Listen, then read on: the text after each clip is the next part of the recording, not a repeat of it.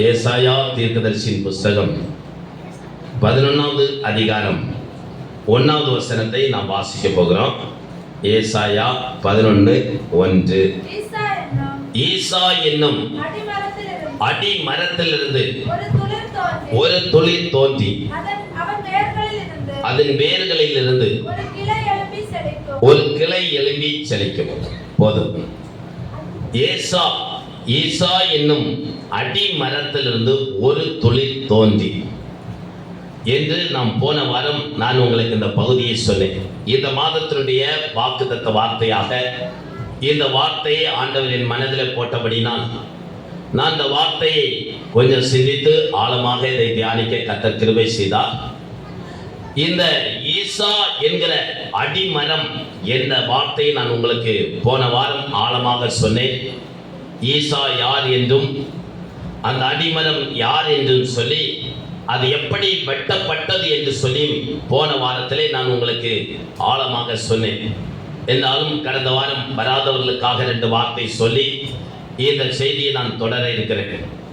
பார்த்தீங்கன்னா இந்த ஈசா என்கிற அடிமரம், ஈசா என்பவர் ரூத்தின் புஸ்தகம் 4வது அதிகாரத்திலே வாசிக்கும் போது கீழே நாம் படிக்கிறோம்.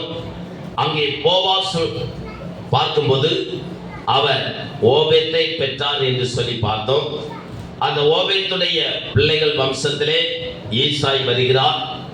அந்த ஈசாய் தாவீதுடைய அப்பா அப்படி சொல்லி நான் உங்களுக்கு போன வாரத்தில் அதை குறித்து சொன்னேன். அந்த தாவீதுடைய தகப்பன் ஈசாய். அந்த ஈசாயுடைய வழியிலே வரக்கூடிய ஒரு பெரிய மரம், விருட்சம். ஆண்டவர் பார்த்தீங்கன்னா அந்த விருட்சம் இஸ்ரவேல் ஜனங்கள், இஸ்ரவேல் மக்களை ஆண்டவர் கீர்த்தியும் புகழ்ச்சியுமாய் கர்த்தர் வைத்தார். அவர்களை ஆசீர்வதித்தார். அவர்கள் ஒரு மரத்தை போல நல்ல நீளமா வளர தொடங்கினார்கள். உயரமாய் வளர்ந்தார்கள். நீளமாய் கொப்புகளை விட்டார்கள். அவர்கள் லீலி புஷ்பத்தை போல் மலர்ந்தார்கள். கனி கொடுத்தார்கள். உலகம் முழுவதும் பலனினால் நிரப்பி ஒரு பெரிய மரமாக அவர்கள் மாற்றப்பட்டார்கள் என்று சொல்லி எசேக்கியேல் தீர்க்கதரிசியின் புஸ்தகம் 31வது அதிகாரத்தில் நீங்கள் வாசிக்கும் போது இந்த மரம் ஒரு காலத்திலே மிகவும் பெரிய மரமாக நின்றது. 31வது அதிகாரம், எசேக்கியேல் புஸ்தகம் 31வது அதிகாரம் 5-6 வசனங்களை நீங்கள் வாசிக்கும் போது அந்த மரத்தினுடைய சிறப்பை குறித்து நாம் படிக்கிறோம். இவ்வளவு உயரமாய் அழகாக அலங்காரமாக நீளமாக உயரமாக வளர்ந்து வந்த மரம் இங்கே பாருங்கள் எப்படி மாற்றப்படுகிறது என்று சொல்லி பார்க்கும்போது 31:5-6 வாசிக்கிறோம். ஆகையால் வெளியின் சகல விருட்சங்களிலும் அது மிகவும் உயர்ந்தது. அதன் துளிர் விடுகையில் தெல்லான தண்ணீரினால் அதன் கிளைகள் பெருகி அதன் கொம்புகள் நீளமாகின. கர்த்தர் ஒரு குடும்பத்தை ஆசீர்வதிக்கும் போது, ஒரு மனிதனை கர்த்தர் ஆசீர்வதிக்கும் போது ஆண்டவர் இவ்விதமாய் கர்த்தர் ஆசீர்வதிக்கிறார். விருட்சத்தை போல கர்த்தர் ஆசீர்வதிக்கிறார். விருட்சத்தினுடைய நாட்களை ஒரு மனுஷனுடைய ஆயுசு நாட்களுக்கு ஆண்டவர் ஒப்பனையாக வேதம் சொல்லுகிறது. விருட்சத்தின் நாட்கள் எப்படி இருக்கிறதோ அப்படி உன்னுடைய ஆயுசின் நாட்கள் இருக்கும் என்று சொல்லி பைபிள் நமக்கு சொல்லுகிறது. அப்படி என்றால் விருட்சங்களை போல இங்க இருக்கிற நம்ம எல்லாரும் ஒரு விருட்சங்கள். நம்ம எல்லாரும் ஆசீர்வாதமா நல்ல ஆயுசோட நல்ல கிளைகளை விட்டு நல்ல லீலி புஷ்பத்தை போல் மலர்ந்து கனி கொடுத்து ஆண்டவருக்காக இந்த பூமியில சாட்சியாய் வாழ வேண்டும் என்கிற ஒரு பெரிய நோக்கத்தோடு கர்த்தர் நம்மளை ஆண்டவர் சபைகளை கொண்டு வந்து நாட்டுகிறார். அல்லேலூயா சொல்வோம். பாத்தீங்கன்னா இந்த இஸ்ரவேல் என்கிற மரமும் அப்படிதான் ஆண்டவர் ஒரு பெரிய நோக்கத்தோடு கர்த்தர் கொண்டு நாட்டுகிறார். பாருங்கள், அது தெல்லான தண்ணீரினால் அதன் கிளைகள் பெருகினது. இதுவரைக்கும் கிளைகள் இல்லை.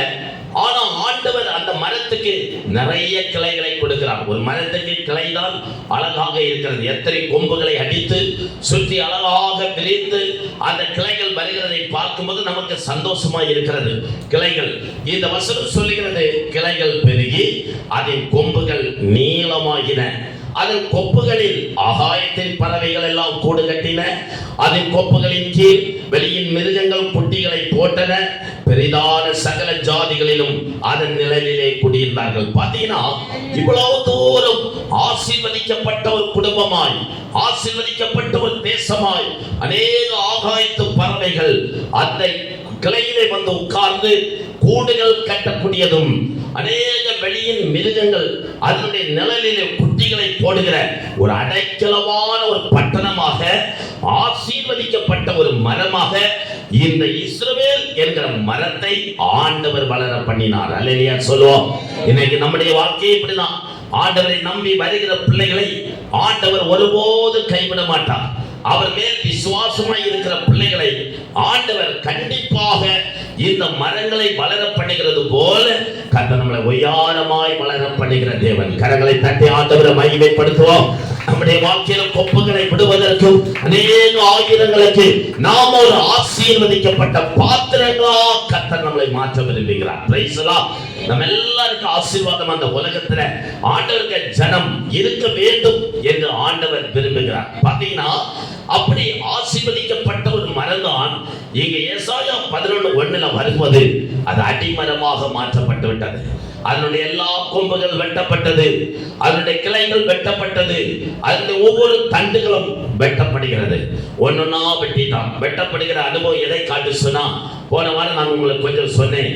ஒவ்வொன்றா இந்த இஸ்ரவேல் தேசம் படர்ந்து ஆசீர்வதிக்கப்பட்டு தேசமாய் மாறி வந்த தேசம் எப்பொழுது அவர்கள் ஆண்டவரை விட்டு தூரம் போனார்களோ, சோரம் போனார்களோ, தேவனை விட்டு அந்நிய வழிபாடுகள், அந்நிய வழிகளில் நடக்க போனார்களோ, வலது பக்கம் இடது பக்கம் சாய தொடங்கினார்களோ, அப்பொழுது இந்த மரத்தினுடைய கிளைகளை ஆண்டவர் ஒன்றொன்றா வெட்ட தொடங்கினார். அல்லேலூயா சொல்வோம். ஒன்றொன்றா கர்த்தர் வெட்ட தொடங்கினார். நம்முடைய பின்மாற்றம், தேவனை விட்டு நாம் தூரமாய் போகும்போது, தேவனை நாம் சேவிக்காமல் போகும்போது, நம்மளுக்கும் ஆண்டவருக்கும் இடையே இருக்கிற அந்த தொடர்பு துண்டிக்கப்படும் போது ஆண்டவர் நம்மளை என்ன பண்ணுவார்? தீர்க்கதரிசிகளை கொண்டு பேசுவார், வேதத்தை கொண்டு பேசுவார். ஆண்டவர் எவ்வளவு பேசியும் கேட்க மாட்டோம் என்று சொல்லி நாம் இருக்கும்போது ஆண்டவர் நம்மளுக்கு எதிராக சத்துருக்களை எழுப்பி விடுவார். அப்படிதான் வாசிக்கும் போது 2 ராஜாக்களின் புஸ்தகம் அங்கே நீங்கள் படிக்கும் போது ஆண்டவர் பாருங்க 24வது அதிகாரம் வீட்டில் போய் நீங்க முழுவதும் படித்து பாருங்கள். இந்த பெரிய மரத்தினுடைய கிளைகள் வெட்டப்படுகிறது. ஆண்டவர் பார்த்தீங்கன்னா கர்த்தர் பலமுறை பேசினார், பல தீர்க்கதரிசிகளை கொண்டு பேசினார், எரேமியாவை கொண்டு பலமுறை கர்த்தர் பேசினார். நீங்கள் ஆண்டவர் பக்கமாய் திரும்புங்கள், வசனத்துக்கு ஒப்பு கொடுங்க. ஆண்டவர் உங்களை நேசிக்கிறார், ஆண்டவர் உங்களை அழைக்கிறார், நீங்கள் ஆண்டவர் பக்கமாய் வாருங்கள் வாருங்கள் என்று சொல்லி எரேமியா தீர்க்கதரிசி புஸ்தகம் முழுவதும் இந்த மரம் வெட்டப்படக்கூடாது, இதனுடைய கிளைகள் வெட்டப்படக்கூடாது என்று சொல்லுகிற ஒரு பெரிய ஆதங்கத்தோடு ஆண்டவர் பார்த்தீங்கன்னா தீர்க்கதரிசியாகிய எரேமியாவை கொண்டு அந்த அதிகாரம் புஸ்தகம் முழுவதும் பார்த்தீங்கன்னா இந்த மரம் வெட்டப்படக்கூடாது என்பதற்காக கர்த்தர் பேசினார். ஆனால் அந்த ஜனங்களோ ஆண்டவரை விட்டு விட்டார்கள். அவர்கள் வான நாட்கினிக்கு பணியாரங்களை சுட்டார்கள், பிள்ளைகள் விறகுகளை பருக்கினார்கள், ஸ்திரீகள் பணியாரங்களை சுட்டு அங்கு படையல்களை செய்தார்கள், பச்சையான மரங்களை கீழாக போய் பட்டாடைகளை உடுத்தார்கள். பலவிதமான ஆண்டவரை விட்டு சோர போன போது கர்த்தர் சொன்னார், நீங்க எப்படி போனா 70 வருஷம் உங்களை நான் பாபிலோன் தேசத்தில் இருக்கிற நேபுகாத்நேச்சருக்கு உங்களை நான் ஒப்பு கொடுக்க போகிறேன் என்று கர்த்தர் வரப்போகிற தண்டனையும் பேசிவிட்டார். வரப்போகிற பின்மாற்றத்தினுடைய விளைவையும் ஆண்டவர் பேசியும் பேசினவனை தான் கடைசியில தூக்கி கல்லடிச்சாங்க. எரேமியாவை பிடிச்சு நீ இப்படியா தீர்க்கதரிசனம் சொல்லுகிறாய், நீ இப்படியா சொல்லுகிறாய், எங்களுக்கு எதிராக இப்படியா பேசுகிறாய் என்று சொல்லி அந்த இஸ்ரவேல் ஜனங்கள் அவனை பிடித்து அடிச்சு கயர்ல கட்டி தண்ணி இல்லாத கிணத்துக்குள்ள தூக்கி போட்டு அவனை கொல்லதான் பார்த்தாங்களே தவிர அந்த ஜனங்கள் மனம் திரும்புவதற்கு மனமற்றவர்களாக இருந்தார்கள். அல்லேலூயா சொல்வோம். இந்த காலையில என்னை கேட்கிற சகோதரி, என்னை கேட்கிற சகோதரியே, அருமையான திருச்சபையே, இந்த காலையிலும் ஆண்டவர் நம்ம கூட பேசும்போது ஆண்டவர் வார்த்தைக்கு நாம செவி சாய்க்க வேண்டும். தேவனுடைய வார்த்தை குறை சொல்லக்கூடாது. தேவனுடைய வார்த்தை பிரசங்கிக்கிறவங்களுக்கோ பிரசங்கத்தை கேட்கிறவங்களுக்கோ எல்லாருக்கும் பொதுவானது. எல்லாரும் ஆண்டவருக்கு பிள்ளைகளா ஆண்டவரோடு நாம் சேர்ந்தால் ஆண்டவர் நம்முடைய கிளைகளை வெட்டி போடுவதே இல்லை. அல்லேலூயா சொல்லுங்க பாப்பா. ஆண்டவர் நம்மளை ஆசீர்வதிப்பார். நம்ம எல்லாவற்றிலும் ஆண்டவர் இன்னும் ஓங்கி ஓங்கி ஓங்கி ஓங்கி ஆண்டவர் அப்படி வளர பண்ணிட்டே தான் இருப்பார். நம்ம குந்தி போக மாட்டோம். மலேரியா சொல்லுங்க, குந்திட மாட்டோம், குறுகிட மாட்டோம், கரையில்லா தேவனின் வாக்கு. குந்திட மாட்டோம், குறுகிட மாட்டோம், கரையில்லா தேவனின் வாக்கு. ஆனந்த துதி ஒலி கேட்கும், ஆடல் பாடல் சத்தமும் தோனிக்கும். ஆகாய விண்ணினாய் அவர் ஜனம் பெருகும், ஆண்டவர் வாக்கு பலி. எல்லாம் கைகளை தட்டி பாடுவோம். விண்ணினாய் அவர் ஜனம் பெருகும், ஆண்டவர் வாக்கு பலி. ஆண்டவர் சொன்ன வாக்கு அப்படியே நிறைவேறும். ஆண்டவரோடு நம்ம நெருங்கினோம், ஆண்டவர் உயர்த்தி கொண்டே இருப்பார், ஆசீர்வதிப்பார். கர்த்தருக்கு ஒரு குடும்பம் பயந்தால், ஒரு மனுஷன் ஆண்டவருக்கு பயந்தால், ஒரு வாலிபன் ஆண்டவருக்கு பயந்தால், ஆண்டவர் அவர்களை மென்மேல கட்ட தேசத்துல அவன் கிளைகள் படர்ந்து கொண்டே இருக்கும். அல்லேலூயா. அந்த கிளையை ஆண்டவர் வெட்டவே மாட்டார். அது போத்து குலுங்கி பூமியை நிரப்பும். ஏசாயா 27வது அதிகாரத்தை நீங்க வீட்டுல போய் படிச்சா, யாக்கோபு என்கிற மரம் எப்படி உலகம் முழுவதும் அது படர்ந்து பலனை கொடுத்தது என்று சொல்லி ஏசாயா 27வது அதிகாரத்துல படிக்கும்போது, ஒரு மனிதன் கர்த்தருக்கு பயப்படும் போது அவனை ஆண்டவர் எப்படி சிறப்பார் இந்த உலகத்திலே, இந்த பூமியிலே அவர்களை எவ்வளவு மேன்மையா கர்த்தர் வைக்கிறார் என்பதை குறித்தும் அங்க நம்ம 27வது அதிகாரம் ஏசாயா புஸ்தகத்தில் நம்ம படிக்கிறோம். அப்படி என்றால் தேவ பிள்ளையே, இந்த மரம் பெருமை வர தொடங்கிவிட்டது. எவ்வளவு உயரமா வளர தொடங்கினதோ, எவ்வளவு அலங்காரமாய் அந்த மரம் வளர தொடங்கினதோ, அந்த மரம் பார்த்தீங்கன்னா பின் காலங்களில் வாசிக்கும் போது, எசேக்கியேல் 31வது அதிகாரத்தில் வாசிக்கும் போது, அந்த மரம் வெட்டப்படுவதற்கு ஒரு காரணத்திலே ஒன்று பார்த்தீங்கன்னா பெருமை என்று சொல்லி நாம் பார்க்கிறோம். பாருங்கள் 18வது வசனம், அதிலே நாம் வாசிக்கும் போது 31:18 பாருங்க. இப்படிப்பட்ட மகிமையிலும் மகத்துவத்திலும் ஏதேனின் விருட்சங்களில் நீ எதற்கொப்பானவன்? ஏதேனின் விருட்சங்களோடு கூட நீ பூமியின் தாழ்விடங்களில் இறக்கப்பட்டு, ஆமா அப்படி பார்த்து சொல்லி நம்ம படிக்கிறோம். அப்ப பாத்தீங்கன்னா அந்த இது பாத்தீங்கன்னா எவ்வளவு வளர்ந்ததோ அவ்வளவு தூரம் மேட்டிமை. 14வது வசனம் சொல்லுது, விருட்சங்களும் தங்கள் உயரத்தினாலே மேட்டிமை கொள்ளாமலும் தங்கள் கொப்புகளின் தலைக்குள்ளே தங்கள் நுனிக்கிளையை ஓங்க விடாமல். பார்த்தீங்கன்னா மேட்டிமை ஆண்டவருக்கு பிடிக்காத ஒரு பாவத்தில் ஒன்று. நம்முடைய மரம் ஒய்யாரமாய் வளரும் போது, நல்ல கிளைகளை விட்டு அலங்காரமாய் இருக்கும் போது, நம்மளை ஆண்டவர் ஆசீர்வதிக்கும் போது, இந்த மரம் மேட்டிமை அடையக்கூடாது. தேவன் நம்மளை உயர்த்த நம்ம ஒரு மரத்தினுடைய வேர்களை போல, ஒரு பூமிக்குள் எப்படி வேர்கள் உள்ளே போய் மறைந்திருக்கிறதோ அது போல கிறிஸ்துவுக்குள் அவர் பெருகவும் நான் சிறுகவும். ஆண்டவர் பெருக வேண்டும், நான் சிறுக வேண்டும். கிறிஸ்துவுக்குள்ள நம்மளை மறைத்துக் கொள்ள வேண்டும். கரங்களை தட்டி ஆண்டவரை மகிமைப்படுத்துவோம். எல்லாம் உற்சாகமா நம்மளை ஆண்டவர் உயர்த்தும் போது, ஆசீர்வதிக்கும் போது, நாம் அலங்காரமாய் இருக்கும் போது, ஆண்டவர் நம்மளை எவ்வளவு தூரம் உயர்த்துகிறாரோ அத்தனை தூரம் கிறிஸ்துவுக்குள்ள. அதனால பவுல் சொன்னார், இனி நான் அல்ல, கிறிஸ்து எனக்குள் வாழ்கிறார். கிறிஸ்து தான் நமக்குள்ள வாழணும். இனி நான் அல்ல, கிறிஸ்து தான் எனக்குள் வாழ்கிறார். கிறிஸ்துவுக்குள்ள மறைந்து விட வேண்டும், ஒளிந்து விட வேண்டும். இந்த மரத்தை பார்த்து எல்லாரும் போடுவாங்க, பேசுவார்கள், அழகா இருக்கிறது, அருமையா இருக்கிறது, அப்படி இப்படி சொல்லி உங்களை போலும் போது நீங்க சொல்லணும், எல்லா மகிமையும் இயேசு கிறிஸ்து ஒருவருக்கு. அல்லேலூயா சொல்லுங்க பாப்போம். கர்த்தருக்கு மகிமை உண்டாக. அதனால பாத்தீங்கன்னா மகிமை கர்த்தருக்கு தான்.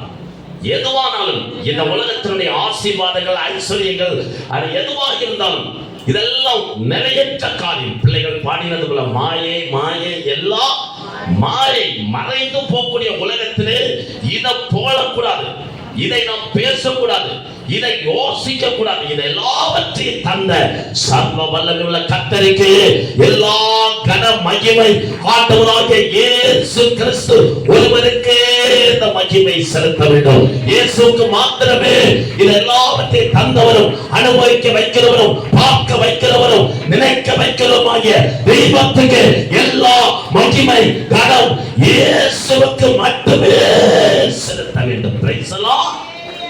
ஆண்டவருக்கு தான் மகிமை. Praise the Lord. அந்த மகிமை நம்ம எடுத்தவங்க வெட்டிடுவார். ஒன்றுனா வெட்ட தொடங்கிட்டார். இவ்வளவு உயரமாய் இருந்த இஸ்ரவேல் அந்தோ பரிதாபம், கிளைகள் எல்லாம் வெட்டப்படுகிறதா. 2 ராஜாக்களின் புஸ்தகம் 24வது அதிகாரத்தில் நான் உங்களுக்கு சொன்னேன்.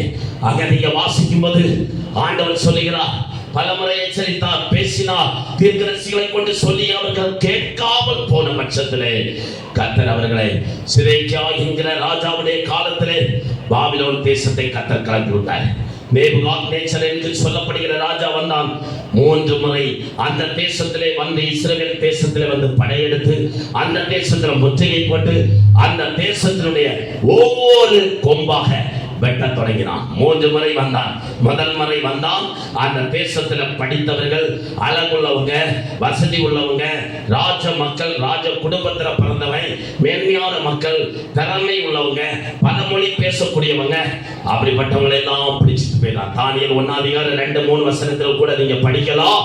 இவ்வளவு அழகாக தேசத்தில் இருந்த குல மக்களாய் வாழ்ந்தவர்கள், அழகுள்ளவர்களாய் இருந்தவர்கள், திறமைசாலிகளாய் இருந்த அப்படிப்பட்ட வசதி படைத்த அந்த இஸ்ரவேல் தேசத்தில் இருந்த ஒரு முதல் மூத்த குடிமக்களை எல்லாம் இந்த சத்துரு வந்து எல்லாரையும் மாறிக்கொண்டு அவன் நேரே கொண்டு போய் எங்க வைத்தான்? அவனுடைய தேசத்தில் இருக்கிற அந்த அரண்மனையிலே அடிமைகளாக வைத்தான். எல்லாரையும் அடிமையாக்கப்பட்டாங்க. எப்படி? கைகளில் விலங்கு போடப்பட்டது, கால்களில் விலங்குகள் போடப்பட்டது. அந்நிய தேசத்தில் எப்படி பாட முடியும்? எப்படி ஆராதிக்க முடியும்? அந்நிய தேசத்தில் இந்த ஜனங்கள் எல்லாம் போய் அங்கே வைக்கப்பட்டார்கள். 2வது மறுபடி வருகிறான். 2வது இடக்கண்டத்தை வெட்ட வந்தான். 2வது நடுத்தரமான குடும்ப மக்கள், அவர்கள் எல்லாரையும் இந்த நேபுகாத்நேச்சர் சிறைப்பிடித்து அவர்களை தன் தேசத்துக்கு கொண்டு போனான். 3வது முறை வந்தான். இந்த மரத்தினுடைய அடிமட்டத்தை வெட்டி விட்டான். இப்படி அந்த மரம் வெட்டப்பட்டு அந்த தேசத்தில் இருக்கிற ஜனங்கள் எல்லாரும் சிறைப்பிடிக்கப்பட்டு அந்த ராஜ்யத்துக்கு போனாங்க. இப்ப எருசலேம்ல பார்த்தா ஆட்கள் இல்லை, ஏழையும் இல்லை, பணக்காரனும் இல்லை, ஒரு மக்களும் இல்லை. அந்த தேசத்தில் இருக்கக்கூடிய எல்லா தேவாலயத்தில் இருந்த பொருட்களை எல்லாம் எடுத்துக்கொண்டு அவன் கோயிலை கொண்டு வைத்தான். தேசத்தை எல்லாத்தையும் இடிச்சான். பெரிய பெரிய கட்டிடங்கள் இடிக்கப்பட்டது, வீடுகள் இடிக்கப்பட்டது, எல்லாம் குட்டி சுவர் ஆக்கப்பட்டு மண்மேடுகளாக மாற்றப்பட்டது. அதுதான் நீங்க நெகேமியா புஸ்தகத்திலே வாசிக்கும் போது 1ஆம் அதிகாரம் 3வது வசனம், நெகேமியா புஸ்தகம் 2ஆம் அதிகாரம் 3வது வசனம், நெகேமியா புஸ்தகம் 4ஆம் அதிகாரம் 2வது வசனத்தில் நீங்கள் வாசிக்கும் போது அங்கே நீங்கள் படிக்கலாம். இவ்வளவு அழகாக நின்ற இந்த அருமையான விருட்சம் வெட்டப்பட்டு வீழ்த்தப்பட்டு அந்த வசனங்கள் சொல்லுகிறது, அவர்கள் தீக்கிரையாக்கினார்கள். எல்லாம் எருசலேமை தீ வச்சு எரிச்சு எல்லாம் கரிக்கட்டையாக்கி விட்டு போய்விட்டார். மறுபடியும் பாருங்கள், அதுல 4:2 நெகேமியா சொல்லுது, மண்மேடாயும் எல்லாம் மண்ணு மேடாக இருக்கிற குட்டி சுவர். நம்ம சொல்லுவோம் எல்லாம் குட்டி சுவர் ஆயாச்சு. சிலர் வீட்டில் உள்ள நிலையை சொல்லுவாங்க, எல்லாம் குட்டி சுவர். ஆமா, இனி உப்பு வச்ச சிரட்டம் கூட இல்லை. இப்படி எல்லாம் பேசுவதை நாம் கேட்டிருக்கிறோம். எல்லாமே இப்போது உப்பு சிரட்டை எடுக்கிற நிலை ஆயிடுச்சு. மண்மேடாக்கப்பட்ட நிலை. தேவனுடைய பிள்ளையே, ஒருவேளை இந்த பற்காலத்த பரிசுத்த ஆராதனையில நீங்கள் இந்த நிலையிலே கடந்து வந்திருக்கலாம். ஒருவேளை உங்களுடைய வாழ்க்கையில் இந்த சூழ்நிலையின் மத்தியிலே நீங்கள் வந்திருக்கலாம். எல்லாமே இழந்து போயிருக்கலாம், எல்லாமே நஷ்டப்பட்டு போயிருக்கலாம். ஒருவேளை உங்களுடைய வாழ்க்கையும் ஒருவேளை ஒரு காலத்தில் ஓங்கி வளர்ந்த விருட்சமாய் இருந்து இந்த பற்காலம் ஒருவேளை நஷ்டப்பட்டு எல்லாம் தீக்கிரையாக்கப்பட்டு மண்மேடாக்கப்பட்ட நிலையில் ஒருவேளை இந்த பற்காலம் வந்திருப்பில் என்று சொன்னால், நான் பிரசங்கிக்கிற இந்த இயேசு இந்த பற்காலம் உங்களுடைய எல்லா சூழ்நிலைகளையும் மாற்றுவதற்கு சர்வசக்தனாகிய தெய்வம் இயேசு வல்லமை உள்ள தெய்வமாய் இருக்கிறார். Praise the Lord. கைகளை தட்டி நாம் ஆவியில நிரம்பி வந்துவிடும். என்னென்ன காரியத்துல சத்துரு மண்மேடாக்கி போட்டிருக்கிறானோ, தோத்து போட்டிருக்கிறானோ, கரிக்கட்டை ஆக்கி போட்டிருக்கிறானோ, இதை பார்க்காலும் இந்த தேவனுடைய வார்த்தை உங்கள் வாழ்க்கைக்கு மறுபடியும் உயிர் கொடுக்கக்கூடியதாக, ஜீவன் கொடுக்கக்கூடியதாக, உங்கள் வாழ்க்கையை மறுபடியும் திரும்ப உயிர் வைக்கக்கூடியதாக இந்த தேவனுடைய வார்த்தை இருக்கிறது. Praise the Lord. மண்மேடாக்கப்பட்டது, எல்லாமே மண்மேடாக்கப்பட்டது. அதெல்லாம் பார்த்தா ரொம்ப சங்கடமா இருக்குது. எவ்வளவு ஆரவாரம், எவ்வளவு பாட்டு சத்தம், எருசலேம் தேவாலயத்துக்கு போகிறதும் வருகிறதும், அங்க இருக்கிற இசைகள், 4000 சில்லறைக்கு மேற்பட்ட பாடகர்கள், சங்கீதக்காரங்க, எவ்வளவு அழகா இருந்த எருசலேம், எவ்வளவு சந்தோஷமா இருந்த எருசலேம், எவ்வளவு அழகாக உலகம் முழுவதும் உள்ளவர்கள் வந்து பார்த்து ரசித்த சாலமோனுடைய ஆலயம், இவ்வளவு மென்மையாய் இருந்த எல்லாமே நெகேமியா 4ஆம் அதிகாரத்தில் வரும்போது மண்மேடாக்கப்பட்டிருக்கிறது. யோசித்து பாருங்கள், சிந்தித்து பாருங்கள். அந்த இடத்துல சத்துருக்கள் எப்படி பேசுகிறார்கள் பாருங்க. அதான் 4:2 வாசிக்கிறோம். அந்த தேசத்தில் இருக்கக்கூடிய சத்துருக்கள், புறஜாதிகள் பேசுகிறார்கள், ஐயோ இந்த மண்மேடாக்கப்பட்ட இவைகளுக்கு உயிர் கொடுப்பார்களோ, இந்த உடைஞ்சு போன கட்டடத்துக்கு உயிர் கொடுப்பார்களோ, இந்த மண்மேட்டுக்கு உயிர் கொடுப்பார்களோ.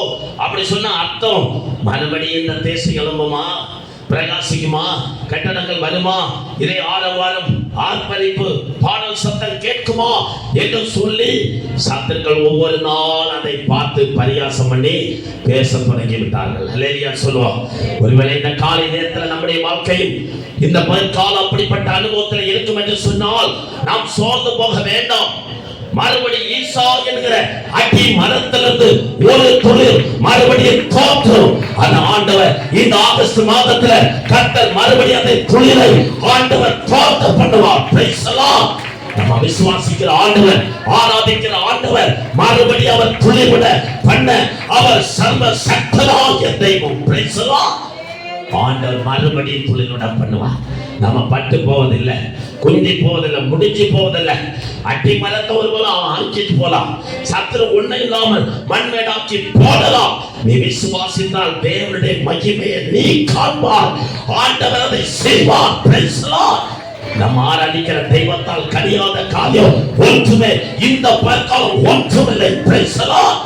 தெய்வத்தால் எல்லாம் கடியும். Praise the Lord. ஆமா, அந்த ஜனங்கள் 70 வருஷம் இந்த மரம் அடிமரமாகவே நின்றது. 70 வருஷமா இந்த மரம் அடிமரம், ஒரு பிரயோஜனம் இல்லை, பயன் இல்லை, யாருக்கும் பயன் இல்லை. எல்லாரும் ஒரு காலம் பயன்பட்டாங்க, ஆனா இப்ப யாருக்கும் பயன் இல்லை. ஆகாயத்தும் பறவைகள் வந்தது, கூடு கட்டிச்சு, அடைக்கலம் கொடுத்தது, நிழல் கொடுத்தது, கனி கொடுத்து, வயல் பசி தீர ஆகாரம் கொடுத்து, ஆதரித்து, ஆசீர்வதித்து, எவ்வளோ மக்களுக்கு ஒரு காலத்தில் ஆசீர்வாதமாய் இருந்த குடும்பங்கள், ஆசீர்வாதமாய் இருந்த மனிதர்கள், ஆசீர்வாதமாய் இருந்த பிள்ளைகள் ஒருவேளை அடிமரமாக்கப்பட்ட நிலையாய் இருக்கும் என்று சொன்னால் இந்த பற்காலம் அந்த பாதையை சிந்தித்து ஏன் இந்த நிலை வந்தது என்று சொல்லி ஆராய்ந்து பார்த்து நாம் மனம் திரும்பினால், தேவ பட்சமாய் திரும்பினால், உபவாசத்தோடு கண்ணீரோடு நம்முடைய பாவங்களை அறிக்கை செய்து தெய்வ பக்கமாய் திரும்பினால் ஆண்டவர் மறுபடியும் இதை துளிர்விட வல்லமை உள்ளவர். அல்லேலூயா சொல்லுவாங்க. ஆண்டவர் துளிர்விட வல்லமை உள்ளவர். ஆராதிக்கிற தெய்வத்தால் கடியாத காரியம் என்ன இருக்கிறது? ஆபிரகாமுடைய வாழ்க்கையில ஒரு துளிரை தோட்ட பண்ணின ஆண்டவர் நமக்கு அற்புதத்தை செய்ய வல்லமை உள்ளவர். அல்லேலூயா சொல்லுவோம். உம்மாலாகாத காரியம் ஒன்றுமில்லை, உம்மாலாகாத காரியம் ஒன்றுமில்லை, எல்லாமே உம்மாலாகும். அல்லேலூயா. ஆகும் எல்லாம் ஆமென். எல்லாமாக எல்லாம் சொல்லுவோம். விசுவாசத்தோடு நம்பிக்கையோடு இந்த பற்கால சொல்லுவோம். Praise the Lord. எனக்கு குறித்ததை நிறைவேற்றி தருபவர் ஐயா நீரே.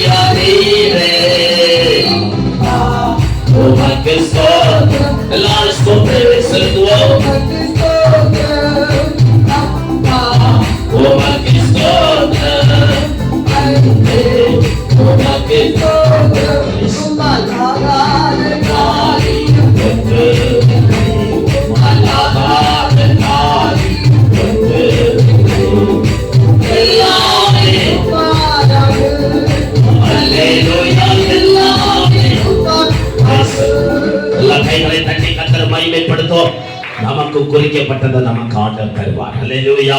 அதை யாரும் தடை பண்ண முடியாது. தேவரே சகலத்தை செய்ய வல்லவர்.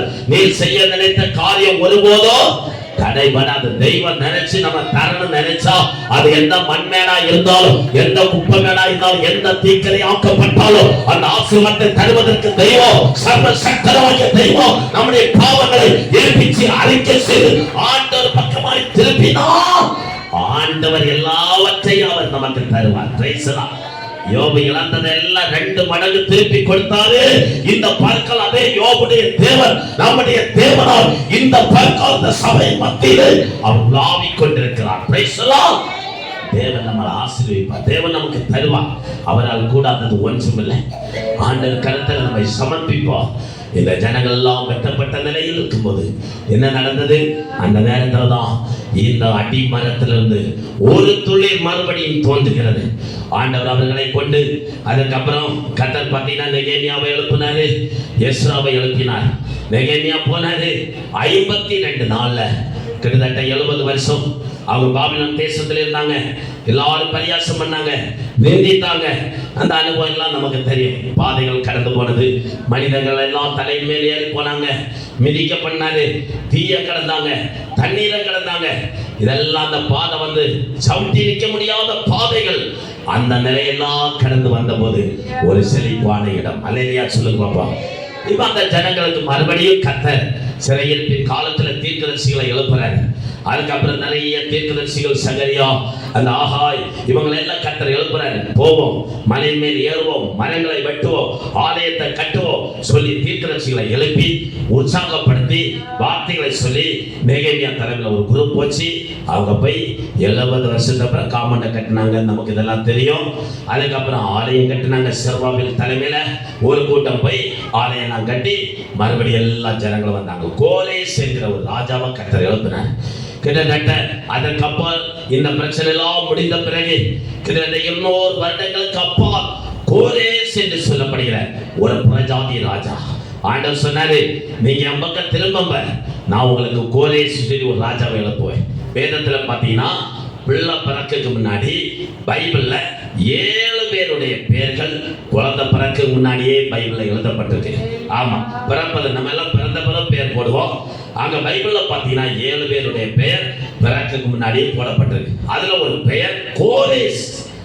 கோரேஸ் அவன் என்னுடைய மேய்ப்பன், என் இதயத்துக்கு விரும்பினதெல்லாம் செய்வான் என்று சொல்லி கர்த்தர் ஏசாயா தீர்க்கதரிசியை கொண்டு ஆண்டவர் பேசின அந்த வார்த்தையின்படி ஏசாயா 45 நினைக்கிற வாசிக்கும் போது ஒண்ணு, கோரேசை குறித்து அவன் என் மேய்ப்பன், அவன் எருசலேமை நோக்கி நீ கட்டப்படி என்றும் தேவாலயத்தை நோக்கி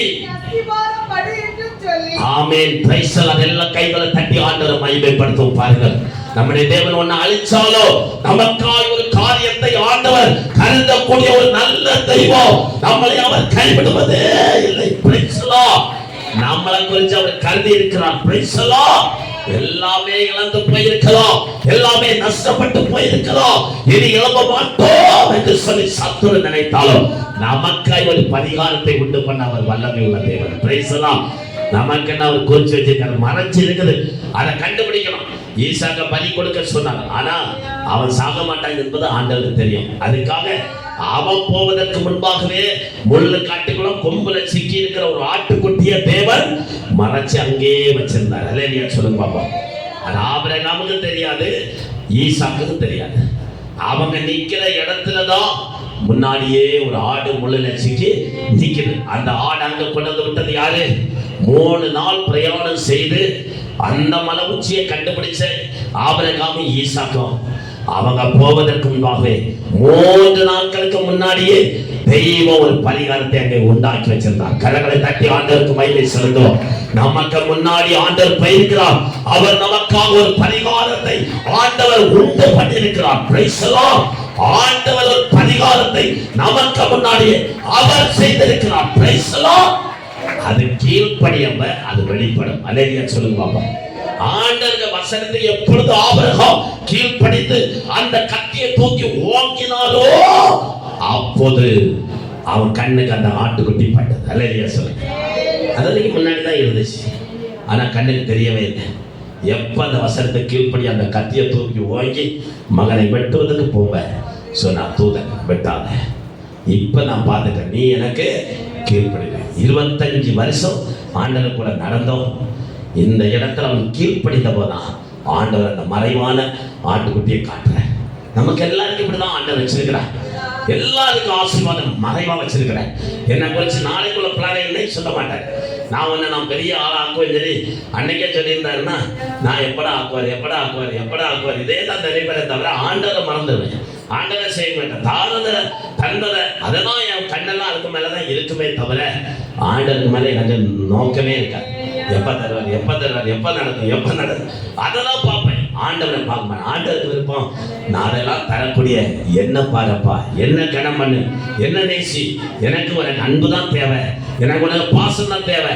நீ என்ன நேசி, என்ன ஆராதி, என்ன பாடு, என்ன புகழு, என்ன சேவி, எனக்கு நீ முதலிடம் கொடு. எல்லாத்திலும் என்ன சார்ந்து என் பேரை சொல்லிட்டு என் நாமத்தை உச்சரி, நீ அது போதும். ஆண்டவர் அதுக்குதான் உன்னை தாயின் கனவில் உருவாகும் உன்னை பேர் சொல்லி ஆழ்த்தவர் அழைத்து பேர் பிரித்த நோக்கம். இந்த ஜனத்தை எனக்கென்று ஏற்படுத்தின இவர்கள் என்னுடைய துதியை சொல்லி வருவார்கள். உங்களை என்னையும் ஆண்டவர் தாயின் கருவிலே உருவாக்கும் என்று கர்த்தர் தெரிந்து கொண்டார். தெரிந்து கொண்ட நோக்கம் என்ன? துதி சொல்லி வரும்படியா அல்லையா சொல்லுங்க. துதிக்கும்படிதான் தெரிஞ்சிருக்கிறார். நம்ம துதிச்சுட்டே இருக்கப்ப ஆண்டவர் செய்ய வேண்டியதெல்லாம் செய்வான். ஆலயம் கட்டப்பட்டது. தேவனுடைய பிள்ளைகளை எப்படி இந்த தீர்க்கதரிசனம் எல்லாம் நிறைவேறுது. அதான் மத்தேயு 1:1 வாசிக்கும்ப இந்த ஈசா அடிமரம், நான் போன வாரம் சொன்ன வார்த்தையின்படி வாசிகள் 1:1. ஆபிரகாமின் குமாரனாகிய தாவீதின் குமாரனாகிய இயேசு கிறிஸ்து. அல்லேலூயா சொல்லுங்க பாப்போம். ஆமா, இயேசு கிறிஸ்து மூலம் மறுபடியும் இந்த இஸ்ரவேல் துளிர்விட தொடங்கிச்சு. எல்லாம் மறுபடியும் பார்த்தீங்கன்னா இஸ்ரவேல் துளிர்விட்டது. இன்னும் இஸ்ரவேல் தனி சாம்ராஜ்யமா இருக்கு. இஸ்ரவேல் தேசத்தை யாருமே அழிக்க முடியல. உங்களுக்கு தெரியும். அந்த காரியம் ஒரு பக்கம் இருக்கட்டும்.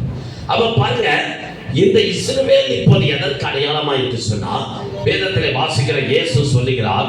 மத்தேயு புஸ்தகம் 24வது அதிகாரம் 32வது வசனம் வாசிக்கும் போது அங்கே படிப்போம். 24:32. அத்திமரத்தினால் அதிலே இளங்கிளை தோன்றும் போது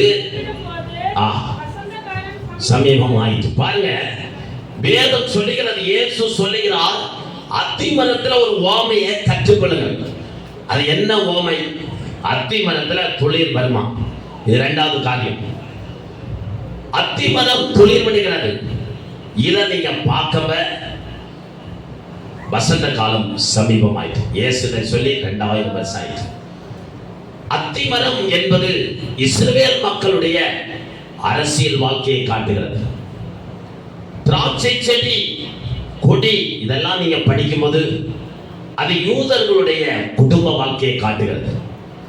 ஒலிவ மரம், பைபிள்ல எங்கெல்லாம் நீங்க ஒலிவ மரத்தை பற்றி, ஒலிவ எண்ணெய் பற்றி படிக்கிறீங்களோ அது தெய்வீக தன்மையை காட்டுகிறது.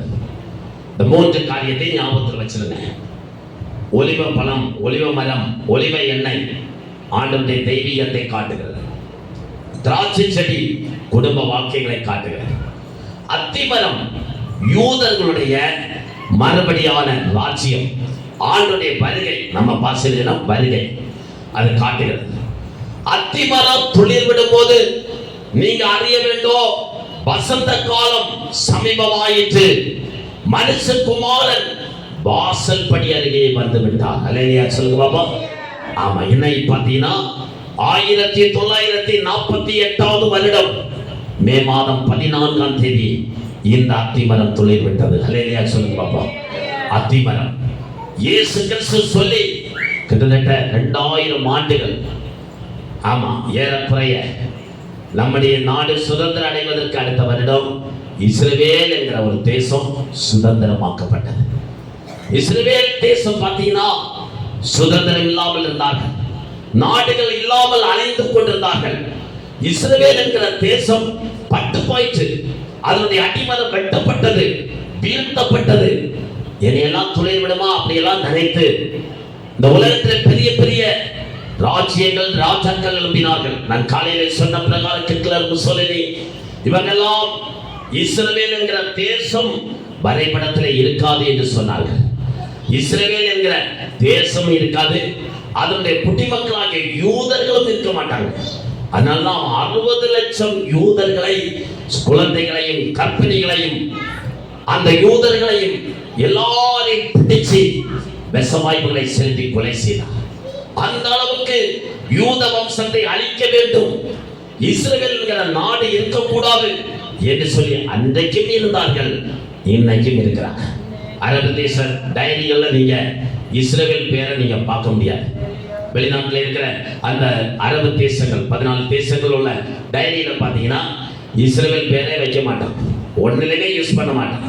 ஆமா, அந்த அளவுக்கு இன்னைக்கும் நம்முடைய காலத்துல அது துளிர்விடக் கூடாது என்று சொல்லி இதை சாத்தான் பயங்கரமான வேகமாய் தன் பிளானை செய்து கொண்டிருக்கும் போது நமக்கு ஆண்டவர் சொன்னார், எருசலேமின் சமாதானத்திற்காக நீங்கள் ஜெபம் பண்ணுங்க. டெய்லி உங்க ஜெப குறிப்பில் எருசலேமின் சமாதானத்துக்காக நீங்க ஜெபிக்கணும். இயேசு 3 ஜெப குறிப்பு சொன்னதுல 1 எருசலேமுக்காக டெய்லி ஜெபிக்கணும். நான் இன்னைக்கு காலையிலையும் எருசலேமுக்காக ஜெபித்தேன். நீங்களும் டெய்லி காலையில எருசலேமுக்காக உங்க ஜெபத்துல நினைவு கூறுங்க, நீங்க ஆசீர்வதிக்கப்படுவீங்க. ஆண்டவர் சொன்னாரு, உன்னை நேசிக்கிறவர்கள் சுகித்திருப்பார்கள். எருசலேமை நீங்க நேசித்தா நீங்க சுகமா இருப்பீங்க. அதனால எருசலேமுக்காக நம்ம எல்லாரும் ஜெபிக்கணும். இப்படி சத்துரு அது துளைவிடக் கூடாது என்று சொல்லி இந்த உலகத்திலே வேகமாய் போராடும் போது ஆண்டவர் சொல்கிறார், யாக்கோபு என்ற சிறு பூச்சியே நீ பயப்படாதே. அல்லேலூயா சொல்லுங்க. யாக்கோபு என்கிற சிறு பூச்சி, ஒரு விட்டில் பூச்சி. விட்டில் பூச்சியை நம்ம இப்படி கையச்சு நசிக்கலாம். ஆமா, அது ஒரு பூச்சி. பூச்சை கொல்லக்கு வெட்டாளர்கள் தேவையில்லை, கை வச்சு நசிக்கலாம். ஆமா, 128 கிலோமீட்டர் கொண்ட ஒரு சுற்றளவு கொண்ட இந்த இஸ்ரவேல் தேசம் இன்னைக்கு உலக பார்வையில ஒரு 128 கிலோமீட்டர், ஒரு சின்ன நம்ம மாவட்டத்தை போல இருக்கிற நாடு, கொஞ்சம் மக்கள் கொண்ட ஒரு நாடு. ஆண்டவர் அதை பார்த்து சொல்கிறார், யாக்கோபு என்ன பூச்சியே நீ பயப்படாதே, யாக்கோபு என்கிற சிறு கூட்டமே நீ பயப்படாதே, நான் உனக்கு துணை செய்கிறேன். இந்த காலையில உங்களுக்கு துணை செய்கிற ஒரு ஆண்டவர் இருக்கிறார். அல்லேலூயா. எருசலேமை யாரும் அழிக்க முடியாது. எருசலேமை சுற்றி மதில்கள் இருக்கிறது போல ஆண்டவரை நம்புகிறவர்கள் என்றென்றைக்கும் அசைக்கப்படாதிருக்கிற சீயோன் பர்வதத்தை போல் இருக்கிறார்கள். Praise the Lord. கர்த்தரை நம்புற பிள்ளைகள் அவங்க எருசலேமை சுற்றி மதில்கள் இருக்கிறது போல தெய்வத்தை ஒரு மனிதன் சார்ந்திருந்தால், நம்பி இருந்தால், தெய்வத்தை சார்ந்திருக்கிற மனிதன் ஒரு மதிலை போலவே இருக்கிறான். Praise the Lord. அவனை யாரும் அசைக்க முடியாது, அவனை ஒன்றும் செய்ய முடியாது. அதனால அவன் சொல்ற, ஆண்டவர் சொல்ற, நீ ஒரு சிறு பூச்சி, உன்னை ஒருத்தன் நசுக்க மாட்டான், நான் உனக்கு துணை. ஆமா, யோசிங்க. அவனை நினைச்ச ஒரு குண்டை போட்டா எல்லாத்தையும் அழிச்சிருக்கான். கிழக்கு மேற்கு வடக்கு தெற்கு போனா 6 மணி நேரம் யாத்திரை, கிழக்கு மேற்குன்னு கிராஸ்ல போனா 4 மணி நேரம் யாத்திரை, அவ்வளவுதான். எருசலேமை நீங்க சுத்தி பார்த்துட்டு வந்துடலாம். இஸ்ரவேல் நாட்டை சுத்தி பார்க்க வர்றோம் 6 மணி நேரம் தான், நல்லா போனா 10 மணி நேரம். ஒரு நாள்ல பாதி நேரத்துக்குள்ள ஒரு டூர் போயிட்டு வந்துடலாம். அந்த ஆண்டவர் சொல்றாரு, உன்னை ஒருத்தனை நசுக்க முடியாது. ஆமா, அவனை வச்சுதான் இந்த உலகத்தையே ஆண்டவர் பண்ணிட்டு இருக்கிறார். சகரியா 4:12 2வது வசனத்தில் வாசிக்கும் போது, உலகத்துக்கே ஒரு பாரமான கல்லாக நான் எருசலேமை மாற்றுவேன். தேவனுடைய பிள்ளை, இதெல்லாம் எதை காட்டு சொன்னா, ஆண்டவர் வரப்போகிறார், நீ வருகைக்கு ஆயத்தப்பட வேண்டும். நான் உங்களுக்கு இந்த செய்தியை சொல்லுகிற காரியம் என்னவென்றால், இதுல ஒரு இலக்கலை தோற்றும் போது நீங்கள் புரிய வேண்டும், மனுஷகுமாரன் வாசப்படி அருகே வந்து விட்டார். அல்லேலூயா சொல்லுங்க. இனி காலம் செல்லாது, இனி இயேசு வருவார் வருவார் சொல்றாங்க, இன்னும் வரலையே பாஸ்டர் அப்படி நீங்க சொல்லாதுங்க. நினையாத நேரத்தில் இயேசு வரப்போகிறார். எப்ப வருவார் தெரியாது. அத்திமரம் துளை விட்டாச்சு, மனுஷகுமாரன் வாசல்படி அருகே வந்து விட்டான். அப்படி என்றால் ஒரு வீட்டுக்குள்ள இருக்கிற நாம் வீட்டில் ட்ரெஸ் பண்ணியாச்சு, சாப்பிட்டாச்சு, இனி வெளியே கிளம்பணும். வாசல் கிட்ட வந்தவங்க வெளியே இறங்கிடுவாங்க, செருப்பை போட்டுட்டு போயிடுவாங்க. யாத்திரை செய்யறது மாதிரி ஆண்டவர் கிட்ட வந்தாச்சு. இனி காலம் செல்லாது, இனி கர்த்தருடைய வருகை ரொம்ப சமீபம். இன்னைக்கு நடக்கிற யுத்தங்கள் எல்லாம் பார்க்குறீங்க பாருங்க, அமெரிக்கா ஈரான் யுத்தங்கள், பைபிளில் சொல்லப்பட்ட வார்த்தை அப்படியே நடக்குது. இனி அமெரிக்கா கொஞ்ச காலத்தில் வீழ்ச்சி அடையும் போது ரஷ்யா எழும்பும், சீனா எழும்பும், கிழக்கில் இருந்து ஒருவன் எழும்புவான் என்றெல்லாம் பைபிள் சொல்லுத, வடக்கிலிருந்து ஒருத்தன் வருவான் சொல்லப்பட்டிருக்கிற. இவங்க எல்லாம் எருசலேமை சுற்றி ஒரு நாள் வர போறாங்க. டெய்லி பேப்பர்ல படிங்க. எருசலேமை குறித்த சம்பவங்களை வேத வசனத்தோடு ஒப்பிட்டு பார்த்தால் மனுஷகுமாரன் பக்கத்துல வந்துட்டால் சபையே நீ ஆயத்தப்பட வேண்டும். இயேசுவின் வருகையில இயேசுவை முகமுகமாய் சந்திப்பதற்கு நீ ஆயத்தப்பட வேண்டும். இயேசு இதோ நம்முடைய இயேசு வரப்போகிறார். அல்லேலூயா. இயேசு வரப்போகிறார். இயேசு மத்திய வாதத்தில் வெளிப்பட போகிறார். இயேசுவை சந்திக்க நீங்க ஆயத்தப்பட வேண்டும். Praise the Lord. குடும்பமா கர்த்தரை எதிர்கொண்டு போவதற்கு நீ ஆயத்தப்பட வேண்டும். இயேசுவின் வருகையில் நீ கைவிடப்பட்டால் ஒரு நாள் அந்திகிறிஸ்து ஆட்சி பரிதாபம். ஒவ்வொரு புதன்கிழமை இந்த பைபிள் ஸ்டடியில அந்திகிறிஸ்து ஆட்சி எப்படி இருக்கும் என்று சொல்லி 4 வருஷமா இந்த சபையில பிரசங்கம் பண்ணப்படுகிறது. 4 வருஷமா நீ கைவிடப்பட்ட விசுவாசியானால், கைவிடப்பட்ட குடும்பமா இருக்கும் என்றால், கைவிடப்பட்ட வாலிபனா இருப்பாய் என்று சொன்னால் அந்திகிறிஸ்துவின் ஆட்சி எவ்வளவு கொடூரமா இருக்கும். பைபிள்ல சொல்லப்பட்ட வார்த்தை நிறைவேற போகுது. இந்த அரசாங்க ராஜ்யங்கள் ராஜாக்கள் எல்லாத்தையும் பார்க்க புரியணும். இந்த மரம் துளிர் விட்டது. துளிர் விட்டாச்சு. இஸ்ரவேல் என்கிற ஒரு தனி நாடு, அந்த நாடு இல்லாம அழைச்சிட்டு இருந்தான். அன்னைக்கு பாருங்க, நாடு இல்லாம இருந்ததால்தான் யூதர்கள் கேரளத்துல வந்தாங்க, அடைக்கலத்து வந்தாங்க நம்ம நாட்டுல. இன்னைக்கும் யூதர்கள் குடியிருந்த தெரு கொச்சின்ல இருக்கு. ஒரு முறை எல்லாரும் போய் பாருங்க. கொச்சின்ல யூதர்கள் ஸ்ட்ரீட், ஜூட் ஸ்ட்ரீட் அங்க இருக்கிறது. யூதர்களுக்கு தேவாலயம் இருக்கிறது. அவங்க பயன்படுத்தக்கூடிய தூபங்கள், மேடை, வழிபீடம் எல்லாம் அங்க இருக்கிறது. அப்படி நிறைய குடும்பங்கள் யூதர்கள் கொச்சின்ல வந்து அன்னைக்கு கப்பல் வழியா வந்து அடைக்கலம் போந்திருக்காங்க இந்தியாவில். இதெல்லாம் எதை காட்டு தெரியுமா? நாடு இல்லாம அலைஞ்சி திரிஞ்சு ஆதரவற்றவங்க அமெரிக்கா பல நாடுகளை போய் அடைக்கலம் போந்து அவங்கள கூட ஒட்டினாங்க. ஆனா இன்னைக்கு ஆண்டவர் அவங்களெல்லாம் மறுபடியும் சேர்ப்பேன் என்று சொன்ன வார்த்தைப்படி இங்க இருந்த எல்லாரையும் மறுபடியும் அங்க சேர்த்தாங்க. எல்லாரும் இப்ப போய் எங்களுக்குன்னு ஒரு நாடு இஸ்ரவேல். ஆமா, எல்லாரும் இன்னைக்கு இந்தியா மாதிரி நமக்கு ஒரு சுதந்திர நாடு போல அவங்களுக்கு ஒரு நாடு கொடுக்கப்பட்டாச்சு. இது வரலாறுலாம் பெருசு. இதான் நான் சுருக்கி கொள்றேன். ஆண்டவர் அவங்களை நாடை கொடுத்தாரு. அது துளிர்விட தொடங்கியாச்சு. இப்ப இயேசு வர போறார். இயேசுவை சந்திக்க எத்தனை பேர் ஆயத்தம்? இந்த காலம் இயேசு வருவார் என்று சொன்னால் எத்தனை பேர் இயேசுவை சந்திக்க நீங்க ஆயத்தமா இருக்கிறீங்க? காலையிலோ, மத்தியானத்திலோ, சாயங்காலத்திலோ, நடு ஜாபத்திலோ இயேசு வருவார் என்று சொன்னால் இயேசுவை சந்திக்க எத்தனை பேர் ஆயத்தமா இருக்கிறீங்க? சபையே, அருமையான சகோதரி சகோதரியே, தேவனுடைய பிள்ளையே, எத்தனை பேர் ஆண்டவரை சந்திக்க ஆயத்தமா இருக்கிறீங்க? ஆண்டவர் வருகையில நீங்க கைவிடப்பட்டால் ஒரு நிலைமை பரிதாபம், பரிதாபம், பரிதாபமான நிலை. அன்றைக்கு 7 வருஷத்து உலகத்தை ஆளுகை செய்ய போறார். வானத்தில் அடையாளங்கள், அக்கினிகள், பூமி அதிர்ச்சிகள் என்னெல்லாம் வரும் வெளிப்படுத்தல் வீட்டில் போய் படிங்க. 6ஆம் அதிகாரத்திலிருந்து 19ஆம் 20ஆம் அதிகாரம் வரைக்கும் இந்த பூமியில நடக்கிற சம்பவங்கள் சொல்லப்பட்டிருக்கிறது. இதெல்லாம் நீ கைவிடப்பட்ட கிறிஸ்தவனா இருந்தா அந்த அனுபவிக்கணும். ரட்சிப்பு இல்லை, சபை இல்லை, ஆண்டவர் ஒரு வாய்ப்பு தாங்க கிடைக்காது. இயேசு வந்துட்டு போயாச்சுன்னா அதுக்கப்புறம் வாய்ப்பு இல்லை. அதுக்கப்புறம் இந்த சபை பொன்னுவரைக்கு கெட்டதான் இருக்கும். இந்த பாஸ்டர் இருக்காது, மூப்பரே இருக்க மாட்டாங்க, விசுவாசி இருக்காது. இது ஏதாவது ஒரு இதா மாறிடும். எவனாவது ஒருத்தர் இதை எடுத்து பயன்படுத்துவான். இங்க சபையோ பரிசுத்தாவியோ இருக்காது, வேதம் இருக்காது, மனம் திரும்புதல் இருக்காது, பாவ மன்னிப்பு கிடைக்காது. வந்து என்னதான் சோதனை பண்ணலாம், இங்க ஒண்ணும் கிடைக்காது. வந்துட்டு போயிட்டா அவ்வளவுதான், கைவிடப்பட்டா. அதுக்கப்புறம் கர்த்தாவே கர்த்தாவே கர்த்தாவே என்ன கர்த்தாவே கூப்பிட்டாலும் முடிஞ்சு போய் சான்ஸ். பூமியில ஒரு சான்ஸ், எல்லாருக்கும் ஒரு வாய்ப்பு.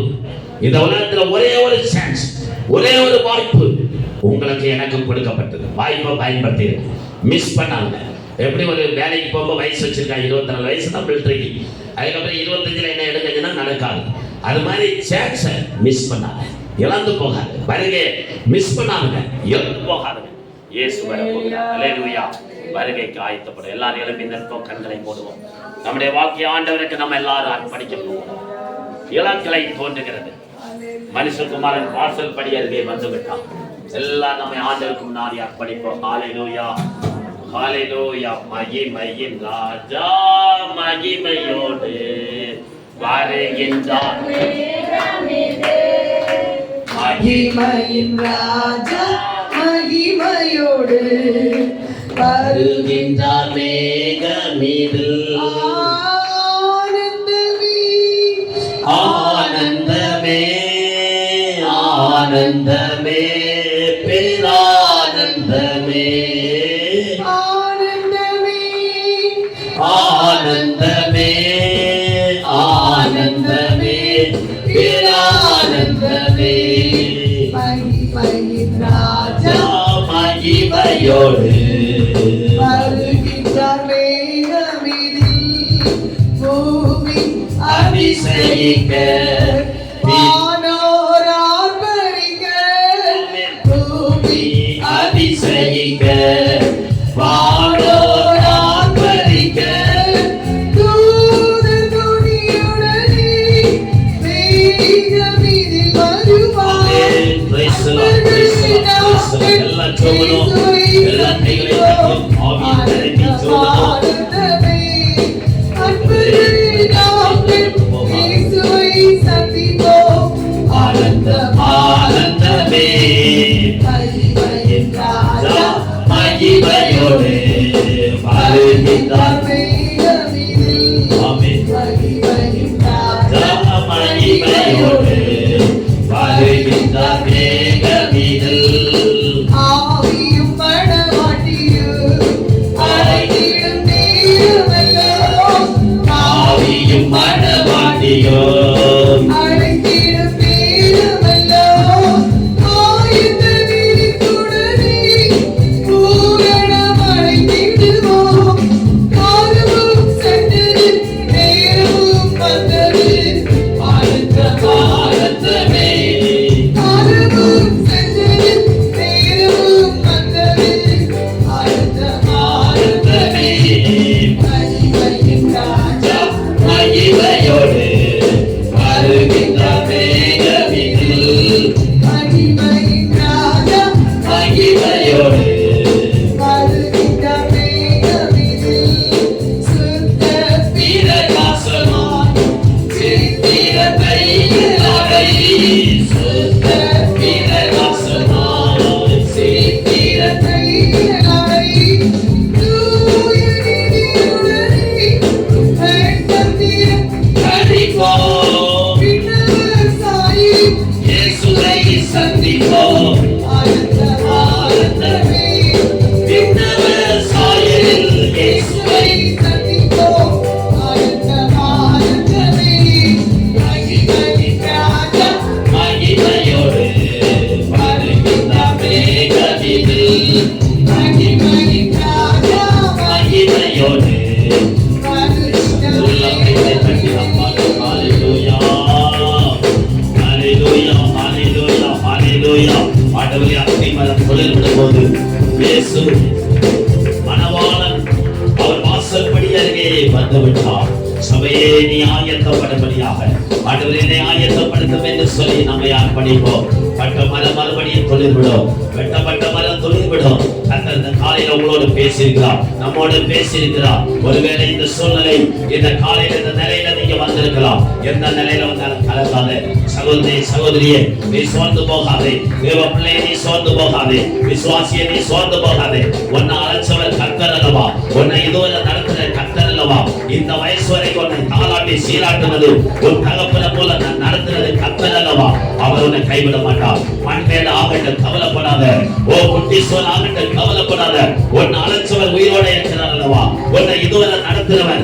எத்தனையோ மண்மேடுகள், எத்தனையோ சத்துரு கொக்கு வெடிச்சாரு, எத்தனையோ மரண கடி, எத்தனை ஐசியு, எத்தனை ஆபத்து, மருத்துவர்கள் கைவிட்டார்கள். உன் நம்பிக்கை இழந்தது எத்தனையோ முறை. சத்துரு வந்து வெல்லவழித்தானே, அதற்கு ஒப்புக்கூடாத தெய்வம் இந்த பற்காலம் இந்த காலையில் நீ எந்த நிலையில வந்தாலும் உன் வீடு மறுபடியும் கட்டப்படும். உன் குடும்பத்தை ஆண்டவர் கட்டுவா.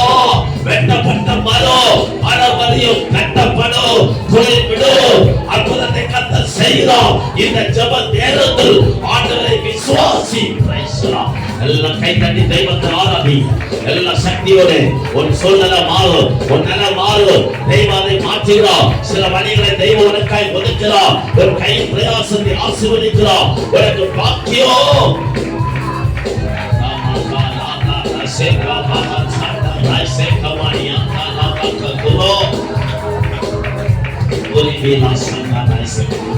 கட்டப்படுவாய், கட்டப்படுவாய் மகனே, நீ கட்டப்படுவாய் மகளே, நீ கட்டப்படுவாய். நீ சோர்ந்து போக வேண்டாம்.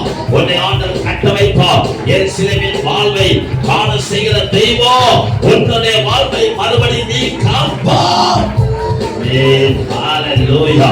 இந்த பூமியில உன்னை கீர்த்தி புகழ்ச்சிவான், தலைமுறையை மாற்றுவார். உன் மக்களை கர்த்தர் மாற்றுவார். உன் மக்களை கர்த்தர் மாணிப்பார்.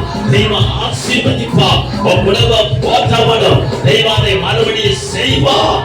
கலங்க மாட்டார், குந்தி போக மாட்டார், குறுகி போக மாட்டார். தெய்வத்தை விசுவாசி, கைதட்டி தெய்வத்தை ஆராதி, தெய்வத்தை சேவி, தெய்வத்தை உயர்த்து, தெய்வத்தை மகிமைப்படுத்து.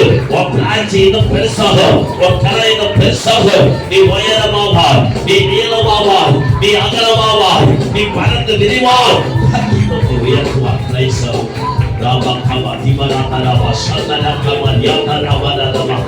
ஆண்டவர் வருகைக்கு ஆயத்தப்படபடி வாக்கியம் பண்ணி ஆண்டவரே, வருகைக்கு என்னை ஆயத்தப்படுத்தும் ஆண்டவரே.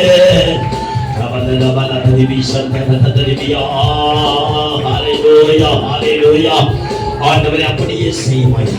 எல்லா குடும்பங்களை ஆசீர்வதிப்பீராக, எல்லா பிள்ளைகளை ஆசீர்வதிப்பீராக, வெளிநாடுகளில் இருக்கிற பிள்ளைகளை ஆசீர்வதிப்பீராக, பலவீனமாய் இருக்கிற விசுவாசிகளை பலப்படுத்துவீராக, சகல வியாதிகளை கர்த்தர் குணமாக்குவீராக. இப்பொழுது தெய்வீக சுகமாக்குற வல்லமை ஒவ்வொருத்தருடைய சரீரத்தில் இறங்கட்டும். மாட்டது வியாதி உள்ளவர்கள் ஜெபம் பண்ணுங்க. கர்த்தர் வியாதிகளை சுகமாக்குறார். இயேசு கிறிஸ்துவின் நாமத்தினாலே சரீரங்களில் இருக்கிற வியாதிகள், பலவீனங்கள், உள் உறுப்புகளில் இருக்கிற போராட்டங்கள் வியாதிக்கு கட்டளையிட்டு செபிக்கிறேன். இயேசுவின் நாமத்தினாலே ஒரு துளிர் தோன்றுவதாக. கெட்டுப்போன உறுப்புகள் இப்பொழுது மறுபடியும் துளிர் விடுவதாக. எந்த கிட்னியோ, எந்த ஆண்டவரே ரத்தமோ, நரம்போ, எலும்புகளோ, மூளையோ இயேசுவின் நாமத்தினால் கட்டுவடவோ தெய்வத்தினை வல்லமை வெளிப்படுத்த சக்தியோடு பரிசுத்தாவின் வல்லமை உன்னுடைய பிள்ளைகள் மேல் இறங்கட்டும். மாற்றே சாத்தானுடைய கட்டுகள் அழியட்டும், சாத்தானுடைய கட்டுகள் அழியட்டும், சாத்தானுடைய கட்டுகள் அழியட்டும். ஹalleluya. ரத்தமா தீமானதனவா அந்தமான கட்டுகள் நாசரேனாவே இயேசுவின் நாமத்திலே அந்த கட்டுகள் அழிக்கப்பட்டு போதாக. கட்டுகள் அழியட்டும். மாற்றே சாத்தானுடைய வல்லமை அழியட்டும். மாற்றே குடும்பங்களை கட்டி வைத்திருக்கிற பொல்லாதாவிகள், பந்தனங்கள் இந்த வாழ்க்கால இயேசுவின் நாமத்தினால் சாபங்கள் மாறட்டுமானது. பாவங்கள் மன்னிக்கப்படுவதாக. குற்றங்கள் குறைகளை மன்னிப்பீராக. பாவங்களை மன்னிப்பீராக. சாபங்களை மாற்றுவீராக. இயேசுவின் நாமத்தில் சுகமாக்குற வல்லமை நம்முடைய பிள்ளைகளுடைய சரீரத்தில் இறங்கட்டும். கட்டுவடங்களை இறங்கட்டும், ரத்தத்திலே இறங்கட்டும், எலும்புகளை இறங்கட்டும், காற்றிலே இறங்கட்டும், வாழ்வுகளை இறங்கட்டும். ஒவ்வொரு பகுதியிலும் இயேசுவின் நாமத்தினால் இந்த ஜெப வேளையில கட்டளையிட்டு சொல்லுகிறேன். வியாதிகளை சுகமாக்கும் ஆண்டவரே, வியாதிகள் சுகமாகட்டும், வியாதிகள் சுகமாகட்டும். தூர்வார்கள் கரையட்டும், கட்டிகள் கரையட்டும். இயேசுவின் நாமத்தில் வயிற்றில் இருக்கிற கட்டிகள், லேன்ஸ்ல இருக்கிற கட்டிகள், மூளையில உருவாகிற கட்டிகள் இயேசு கிறிஸ்துவின் நாமத்தினால் கட்டிகள் கரையட்டும், கட்டிகள் கரையட்டும். இயேசுவின் நாமத்தினால், இயேசுவின் நாமத்தினால், இயேசுவின் நாமத்தினால், இயேசுவின் நாமத்தினால் பிசாசுடைய கிரியைகள் அழியட்டும், பிசாசுடைய வல்லமைகள் அழியட்டும். கட்டப்படட்டும் ஐயா, மறுபடியும் கட்டப்படட்டும். எருசலேமை பார்த்து நீ கட்டப்படு, எருசலேமை பார்த்து நீ கட்டப்படு. குடும்பங்கள் கட்டப்படட்டும், உடைஞ்சு கிடக்கிற குடும்பங்கள் கட்டப்படட்டு, உறவுகள் கட்டப்படட்டு, சகல பாசங்கள் பெருகட்டு. எல்லாம் கூப்பிடுங்க, இயேசுவை கூப்பிடுங்க, இயேசுவை எல்லாம் கூப்பிடுங்க, இயேசுவை கூப்பிடுங்க, இயேசுவை கூப்பிடுங்க. உங்க குடும்பத்துல ஆசீர்வாதங்களை தருகிறோம், நன்மைகளை தருகிறோம். குடும்பத்தை இயேசுப்பா விடுவீங்க, எங்க குடும்பத்தை தப்புவீங்க, எங்க வீட்டை விடுவீங்க அப்பா. தெய்வமே குடும்பத்தை விடுவீங்கப்பா, வீட்டை விடுவீங்கப்பா, குடும்பத்தை விடுவீங்கப்பா. தெய்வமே குடும்பமா கேட்கிறப்பா, இந்த பிரச்சனை விடுவீங்கப்பா. ஒரு தீர்வை காட்டுங்க இயேசுவே.